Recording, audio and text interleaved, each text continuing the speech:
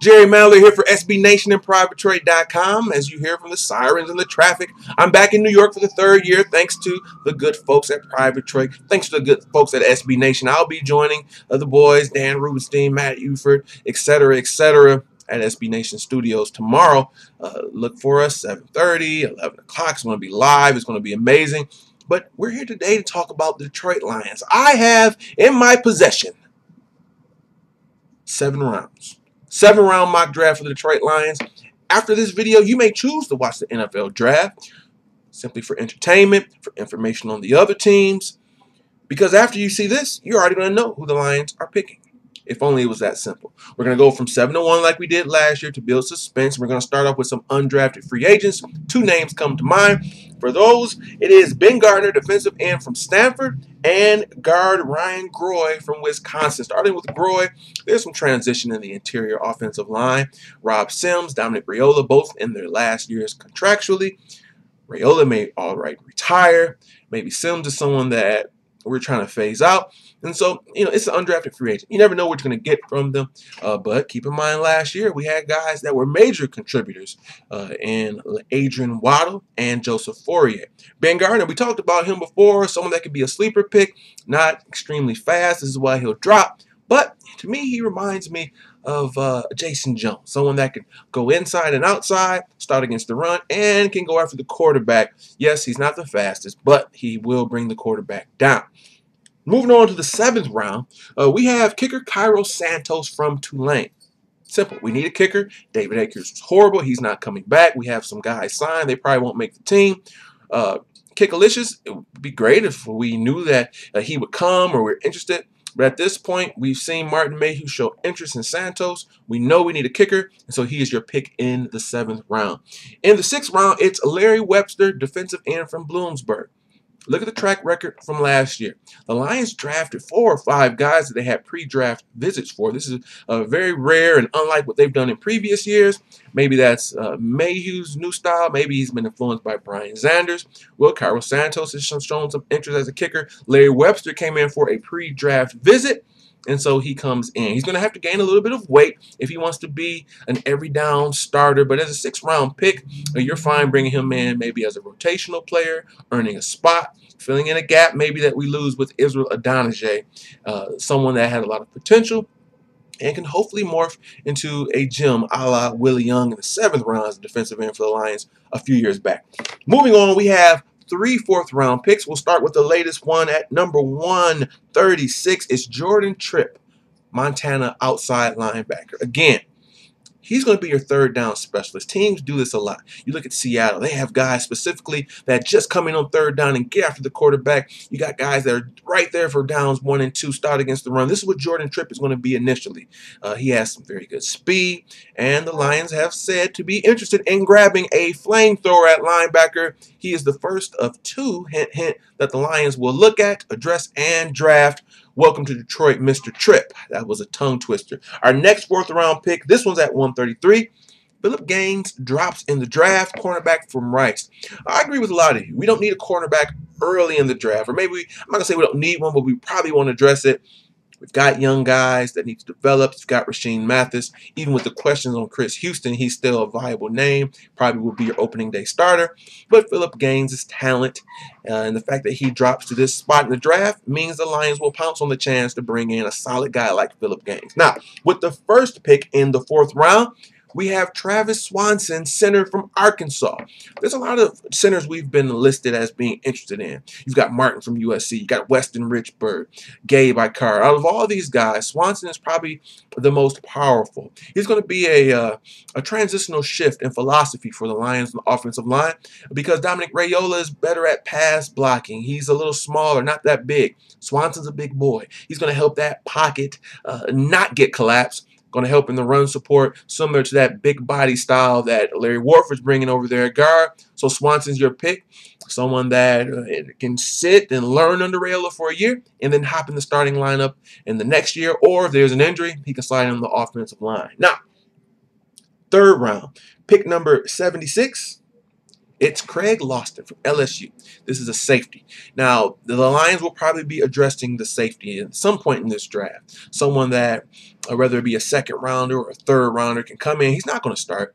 You know, you've got two guys in place right now. You've got Glover Quinn. You've got James Aheadable. Both of them are going to do just fine in this new scheme. However, they need some more depth, and Loston fits that bill. For whatever reason, the Lions, I'm looking at this list here, they don't have a second-round pick. We'll talk about that later. So guys like Jimmy Ward is no longer there. Calvin Pryor maybe gone in the first round, early second round. Deion Buchanan, a name that we all like, he's gone as well. Well, Loston's pretty good too, and he's someone that's going to be more of a strong safety, despite the fact that he is a strong safety because he's a hard hitter, stout against the run. He has some good speed. He's not a roamer or a free safety type center field safety, but he can back up James Aheadable for a year or two or three, however long, and eventually slide into that role. And he could be an immediate contributor as well. We know there's injuries, there's substitution packages, there's special teams. He's someone that will see his fair share of snaps. Quick, cool story about James Aheadable. On my way here to New York, I'm sitting down, ready to catch my flight. Man, this guy looks pretty familiar. He looks like he's a Lion. Lo and behold, it's James Aheadable, and believe it or not, I sat right next to him in the airplane, which was really cool. Down-to-earth guy. We chatted about the Lions for 15, 20 minutes, snapped a picture, very laid back. I try not to bother him too much, but I had to talk about the Lions in private. Detroit. He has some big expectations for the team. He had very good things to say about the Lions organization so far. So thumbs up to you, Mr. Aheadable. You have a guy now in Craig Loston that you can train. You can have him under your tutelage, and eventually Loston could be a strong safety of the future, rotational backup, however you want to put it. Loston's going to have impact and immediate contribution for this team, no matter if he starts or not right off the bat. Now, we don't have a second-round pick, but we do have some things going on in the first round. I don't have a drum roll. I can go like that, though. Two trades are happening. The Lions are trading up, and then they're trading down. Work with me here. We're sitting there at number 10, and one of the two tackles are sitting there available. You've got Jake Matthews and or Taylor Lewan. I'm of the belief that it's going to be Taylor Lewan. He's sitting there at 10. We get a phone call. It's the Miami Dolphins. They don't want, Cyrus Kwanjo. They don't want Zach Martin. They want Taylor Lewan. And so, hey, you want Taylor Lewan? You got to call Mayhew and Tom Lewan. Let's do a deal. They do just that. They give us their 19th pick. Not only do they give us their 19th pick, then we get pick number 50 in the second round, and they move into the 10th spot. Is that fair trade for you? We move up 9 spots. We get an extra second rounder. Well, maybe it is, maybe it isn't, but that's what happens. So that's cool. We now own 2 second-round picks. We own ours at 45. We own theirs at 50. Well, we packaged those 2 picks with the San Francisco 49ers. Now, the 49ers want to move up. They want to get Denard. They're trying to get to 10 and 11. They want to get Odell Beckham Jr. They're trying to get to 10 and 11. They don't get a chance to move down. And so they're going to do what they always do, sit back and acquire more picks later if they don't fall in love with the guy. So we make this trade. We get their pick there at number 30. They get picks number 45. They get pick number 50. And they get a 4th rounder in 2015. And so we have 2 first-round picks. The second one, the one at pick 30 in the first round, I'm out of breath. Marquise Lee, wide receiver, USC. A lot of injuries. This guy has speed. This guy has 1,700 yards and 14 touchdowns when he was healthy. It wasn't a mistake. He's a special player. He reminds me of Keenan Allen, someone that in his last year in college, bit of a down year, injuries, people questioning him. He's going to show the world that he's one of the best. When we're talking about your Sammy Watkins, your Mike Evans, your Odell, we don't talk about Marquise Lee anymore. Well, the Lions like him. They remember that junior season, and they think he can go back to form, and he is their pick. Then, with the last pick, or the first pick, however you want to put it, at number 19, the Lions get their flamethrower and a linebacker. It's not Anthony Barr. They like Anthony Barr. A lot of you don't like him. I like Anthony Barr. They like him, but he's gone around 16, 17. But they're fine because Ohio State University Buckeye, outside linebacker extraordinaire, tons of speed, tons of plays.